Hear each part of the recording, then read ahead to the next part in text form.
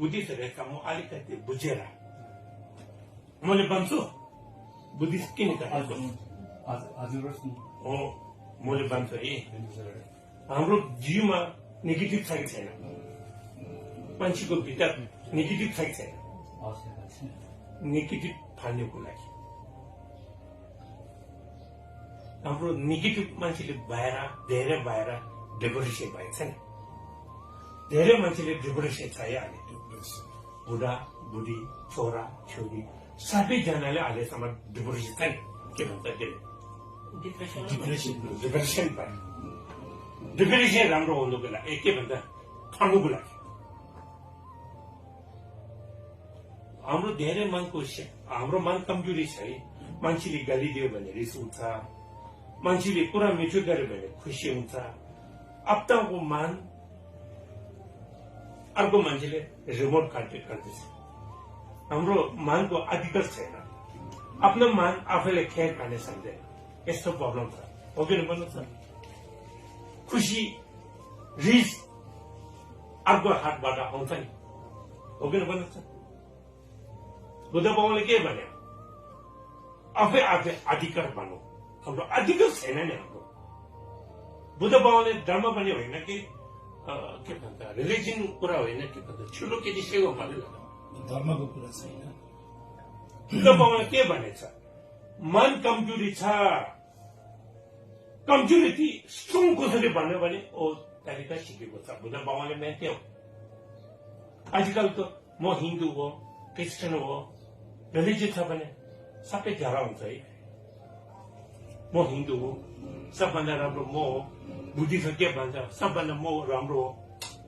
यस कारणले धेरै रिलिजियन कारणले धेरै मान्छेसँग झगडा हुने चाहिँ खास गरी रिलिजियनहरूले मान्छे शान्ति दिने हो तर तपाईँहरू यो रिलिजियन त्यो रिलिजियन भने लास्टमा चाहिँ झगडा गर्ने काम गर्छ बुद्ध बाबाले मेन के भने हाम्रो धर्म फैल्ने कुरा होइन कि मान्छे राम्रो बनाउने त्यो इतिफोर किताब बनाएछ बुद्ध बाबाले 84,000 किताब बनाएछ के को लागि यो मनको दवाई हो कुरा बुझेन तपाईँलाई हाम्रो सबै मनको बिमार छ नि किनभने म खुसी दुःख आफैले अधिकार छैन नि मान्छेले दिन्छ नि हो कि तपाईँ खुसी हुनुको लागि मान्छेले कुरा मिठो गरे पनि खुसी छ कि छैन रिस्काने मान्छेले रिस्काने दिनु ए तपाईँ हेर्छौँ छैन नराम्रो भनेपछि बित्तिकै रिस हुन्छ तपाईँको मनको रिमुख हाम्रो अर्को हातमा छ आफैको हातमा छैन किन धर्म गरेको बुद्ध बाबुले के सिकाउँछ त्यही कारणले हाम्रो मन आफैले हातमा कन्ट्रोल गर्नुहोस् भनेर धर्म गर्नु हातमा छ भने के भन्छ तुरन्तै सर्ग भयो आफै कन्ट्रोल छैन भने त्यो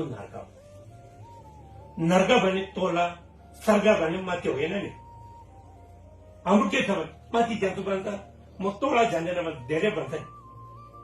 माथि तोला हाम्रो देखेको छैन तर मनको अधिकार छैन भने थाहा छ मनको अधिकार छ भने नर्क हो मनको हातमा कन्ट्रोल गर्ने सक्छ भने त्यो दिनमा सर्ग हो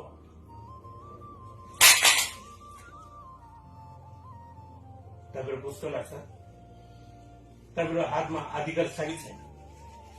छैन नि त्यही कारणले मन आफ्नो कन्ट्रोलमै छैन कसैको पनि अब त्यो नर्क होइन तपाईँहरू बुद्धि छ गोबामा गएर के भन्छ बत्ती चलाउँछ अब हिन्दूको देउता अगाडि जान्छ टिका लाउँछ ओ जिम्मेदार ऊहरू दिन्छ आफै जिम्मेदार दिँदैन भगवानले भन्छ नि म जे उयो होस् तपाईँको हातमा छ भन्छ त्यो हरेक कुरो होइन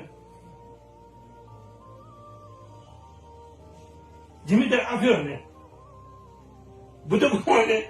भनेको बाटो ए हो भने भनिसकेपछि आफैले जिम्मेदारी दिनु न हाम्रो के गर्दैन देउताले भन्छ सबै तपाईँको है म जे होस् तपाईँको हातमा हो भन्छ है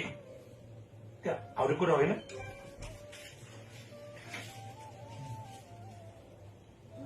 आफै जिम्मेदारी लिँदैन नि र